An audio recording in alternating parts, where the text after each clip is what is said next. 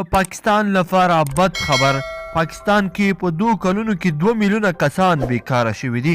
په پاکستان کې د عمران خان د حکومت تر راتلو وروسته ګراني او بیکاري دومره زیاته شوې ده چې ویل کېږي تیر کال په 2013 میلادي کال کې 1 میلیون کسان بیکاره شوي دي او همداراز څه کال یعنې 2019 کال کې هم 1 میلیون کسان بیکاره شوي دي.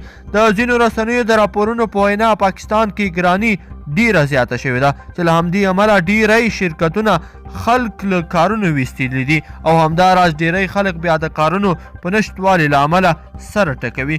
پاکستانی اقتصاد پوه ډاکټر حفیظ پاشا وایي چې د فقر له کرښې ښکته چې کوم خلک ژوند تیروي په پاکستان کې به د دغه خلکو شمیر ډیر ژر له 40 سلنو څخه هم واوړي. دغه اقتصاد پوه همداراز په خپلو خبرو کې زیاته کړې ده چې د عمران خان د حکومت له راتلو وروسته د 80 کلدارو ډالر 1.5 سلنه واوښتله. همداراز له ترکارۍ نیولې بیا په هره برخه کې ګراني له حده ډیره شوه او د دې سره بیکاري هم زیاته شوه چې په تیرو 2 کلونو کې 2 میلیونه پاکستانیان بیکاره شوي دي او ښایي دا شمیره نوره هم لوړه شي.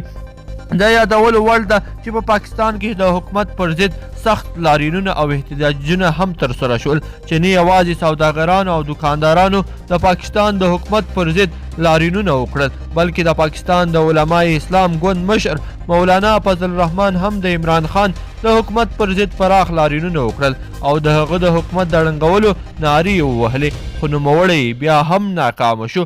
همداراز په پاکستان کې نور ستر سیاسي ګوندونه هم د عمران خان پر ضد دي او وایي چې د ده له حکومت راتلو سره سم پاکستان د تباهۍ پر لور روان شوی دی.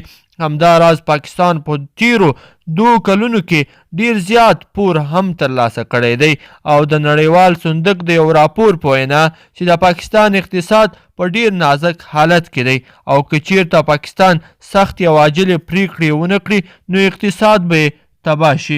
ګرانو مینوالو په دې هیله چې دغه ویډیو مو خوښه شوې وي. که چیرې مو دغه ویډیو خوښه شوې وي نو در سره لایک کړئ او نورو ملګرو او دوستانو سره هم شریک کړئ تر څو هغوی هم د پاکستان له دغه بد حالت سره خبر شي. ډیره مننه چې ویډیو مو راسره تر پای پورې وکتله.